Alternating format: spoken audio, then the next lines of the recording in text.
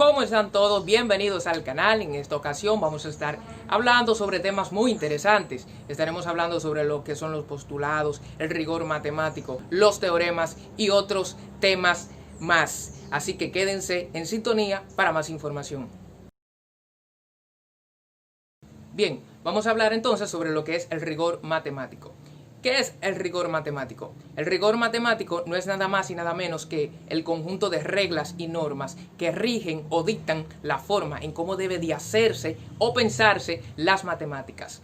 Podemos hacer una analogía de las matemáticas como un lenguaje o una manera de hablar. Todo lenguaje tiene un conjunto de reglas y normas, las cuales dictan la forma en cómo debe de escribirse y comunicarse en dicho lenguaje. Asimismo, las matemáticas también tienen su propio conjunto de normas internas que dictan la manera en cómo deben de hacerse y pensarse las matemáticas. Ser riguroso matemáticamente hablando implica, entre otras cosas, enunciar los teoremas y las definiciones de la manera correcta, no parafraseándolos ni diciéndolos como nosotros pensemos que son, sino enunciándolos de la manera correcta, punto por punto, coma por coma. Resolver los problemas matemáticos y los cálculos sin omitir pasos y siguiendo un esquema lógico y coherente. También implica saber en qué contexto es válido aplicar una definición o un teorema. Hacer matemáticas de una manera no tan rigurosa puede traer consecuencias graves. Veamos algunos ejemplos. Vamos a responder esta pregunta. ¿Cuánto es la raíz cuadrada de x al cuadrado? La mayoría de las personas siempre tienden a decir que la raíz cuadrada de x al cuadrado es igual a x, cuando esto en realidad es falso. Lo correcto sería decir que la raíz cuadrada de x al cuadrado es igual al valor absoluto de x, tal como lo establece la definición. Veamos otro caso. Vamos a suponer que queremos resolver esta desigualdad que está aquí. Bien, una persona sin mucho criterio o rigor matemático podría tender a multiplicar el denominador que está aquí por este 2, llegando a esta expresión que está aquí, cuando esto en realidad es incorrecto, no se debe de hacer. ¿Por qué? Bueno, porque aún no sabemos cuáles son los valores de x. Recordemos también que el signo de la desigualdad cambia si multiplicamos por un número negativo y se mantiene igual si multiplicamos por un número positivo. En este caso, aún no conocemos cuáles son los valores de x. Por lo tanto, estamos frente a un caso de ambigüedad y no podemos arriesgarnos a asumir hipótesis que aún no sabemos cómo podríamos demostrar. Entonces, lo correcto para resolver este problema sería pues restar a ambos lados de la desigualdad, restar el 2, luego sumar de este lado de la desigualdad y resolver como se debe. Dentro del rigor matemático también se puede hablar un poco sobre lo que es la condición suficiente y condición necesaria. En este video vamos a pretender dar un poco de luz acerca de estos dos conceptos y tratar de establecer un poco de diferencia entre ambos, en qué se diferencia cada uno. Decimos que una situación es condición suficiente de otra segunda situación si, al darse la primera situación, esto implica o tiene como consecuencia una segunda situación, sin necesidad de que la segunda situación implique necesariamente la primera. Esto significa establecer la relación P entonces Q. Decimos también que una primera situación es condición necesaria para una segunda situación si la segunda situación implica necesariamente la primera. Esto lleva o trae como consecuencia establecer la preposición Q entonces P. Bien, para entender mejor todo esto que venimos hablando sobre condición suficiente y condición necesaria, vamos a analizar los siguientes ejemplos. Si está lloviendo, entonces el patio de mi casa se moja. Esta preposición compuesta la podemos descomponer en otras más simples, tomando como variable a P y asignándole la preposición está lloviendo y tomando la variable Q y asignándole la preposición el patio de mi casa se moja. Ahora bien, preguntémonos. Si está lloviendo, ¿entonces el patio de mi casa se moja? Sí, obviamente que cada vez que llueve, el patio de mi casa se moja. Ahora, preguntémonos el caso recíproco. Si el patio de mi casa se moja, ¿entonces es porque está lloviendo? Obviamente que no, ya que yo puedo tomar una manguera y regar el patio de mi casa y con eso yo voy a mojar el patio de mi casa y eso no implica necesariamente que esté lloviendo. Entonces, de esto se deduce que llover es una condición suficiente para que el patio de mi casa se moje, pero no una condición necesaria para que el patio de mi casa se moje.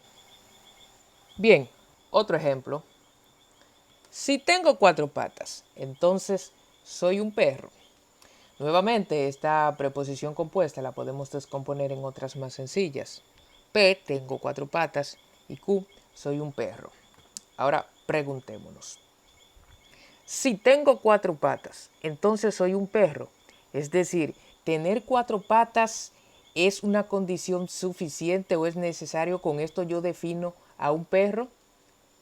Obviamente que no, porque tener 4 patas no implica necesariamente ser un perro. Los caballos tienen 4 patas, los gatos también tienen 4 patas. Entonces, tener 4 patas no es una condición suficiente para definir o decir que algo es un perro. Ahora preguntémonos el caso recíproco. Si soy un perro, ¿entonces tengo 4 patas? Obviamente que sí.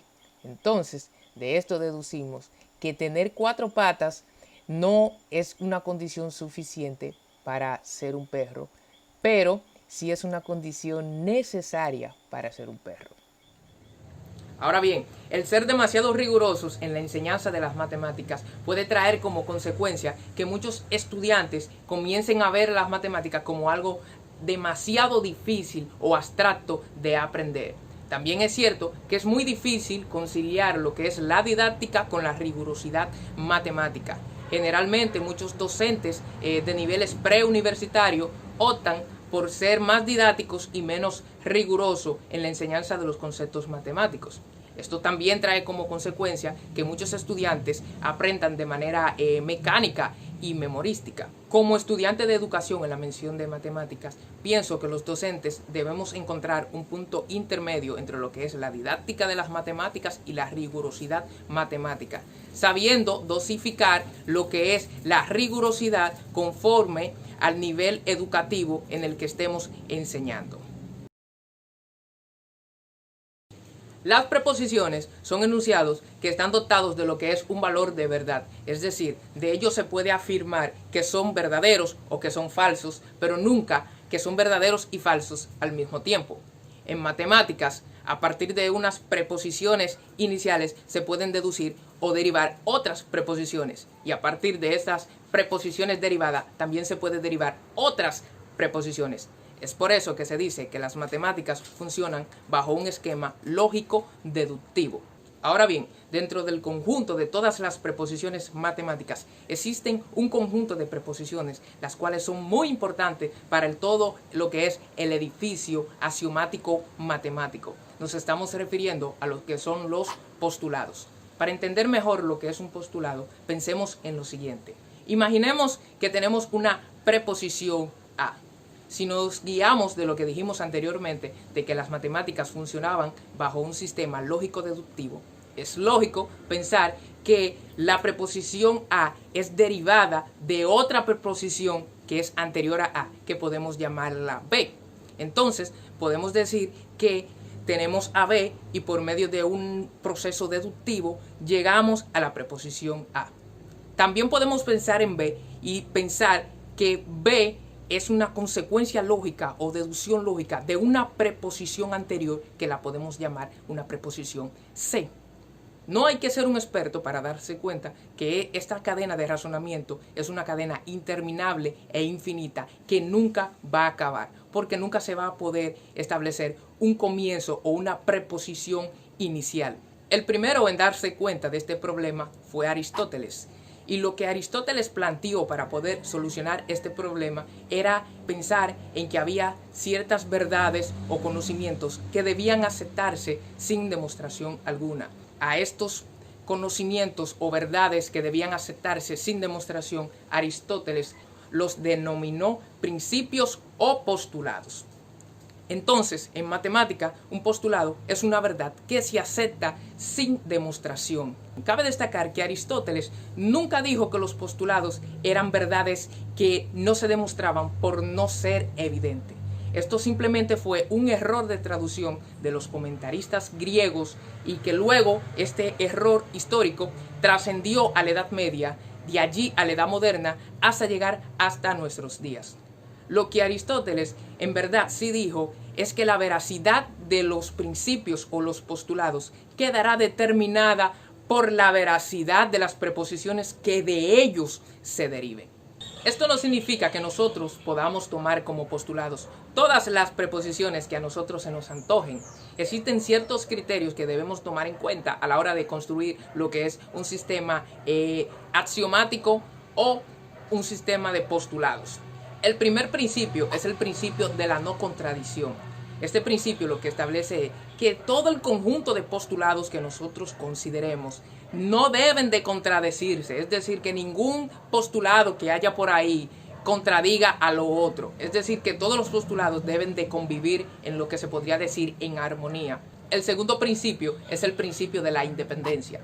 Esto es lo que establece que ningún postulado depende del otro. Ningún axioma depende de otro axioma. Todos los axiomas son independientes entre ellos. Es decir, de un axioma, todos los axiomas que están ahí, ninguno puede deducirse del anterior. El tercer criterio que debe de tomarse en cuenta a la hora de formar un sistema axiomático es procurar que el sistema sea completo.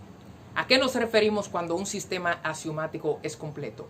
Bueno, que al intentar introducir un nuevo postulado o una nueva proposición que ya cumple las condiciones anteriores, se pueda ver que esa nueva preposición que yo estoy intentando introducir al sistema axiomático o bien es una deducción de los postulados que están contenidos dentro del sistema axiomático o contradice los postulados que ya están dentro del sistema axiomático. Si eso pasa, entonces decimos que el sistema axiomático está completo.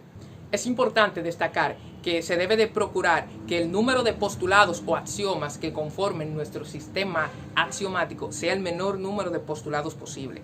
Esto es debido a que mientras más reducido es el número de postulados o axiomas que tenemos entre manos, más fácil es verificar el conjunto de condiciones que yo les acabo de mencionar. Los teoremas son preposiciones verdaderas cuya veracidad puede ser verificada mediante una demostración matemática. A diferencia de los postulados o los axiomas, los teoremas se pueden derivar directamente de un postulado o bien se pueden derivar de otros teoremas que ya son anteriores a ellos. Un teorema está compuesto por lo que es una hipótesis y una tesis. En la hipótesis se establecen las condiciones necesarias o condiciones suficientes para que el teorema se cumpla o sea verdadero, mediante que en la tesis se establece lo que es la consecuencia lógica o lo que se espera que pase si se cumple lo que está en la hipótesis. Por ejemplo, en el famoso teorema de Pitágoras, que establece que en todo triángulo rectángulo, el cuadrado de la hipotenusa es igual a la suma al cuadrado de sus catetos. En este teorema, la hipótesis vendría siendo en todo triángulo rectángulo. Es decir, aquí estamos delimitando el campo en donde puede tener efecto este teorema, mediante que la tesis vendría siendo la consecuencia lógica que se da de que porque hay un triángulo rectángulo, entonces la hipotenusa al cuadrado es igual a la suma de los catetos. También podemos hablar de lo que es un corolario. El corolario es un teorema que se desprende de otro teorema, pero que a diferencia de los demás teoremas es un teorema un poco trivial y sencillo, por lo que su demostración también es sencilla. Bueno, hasta aquí fue la exposición, espero que les haya gustado y que hayan aprendido bastante. Espero abajo en los comentarios sus recomendaciones sobre cómo puedo yo continuar mejorando. Un saludo y hasta la próxima.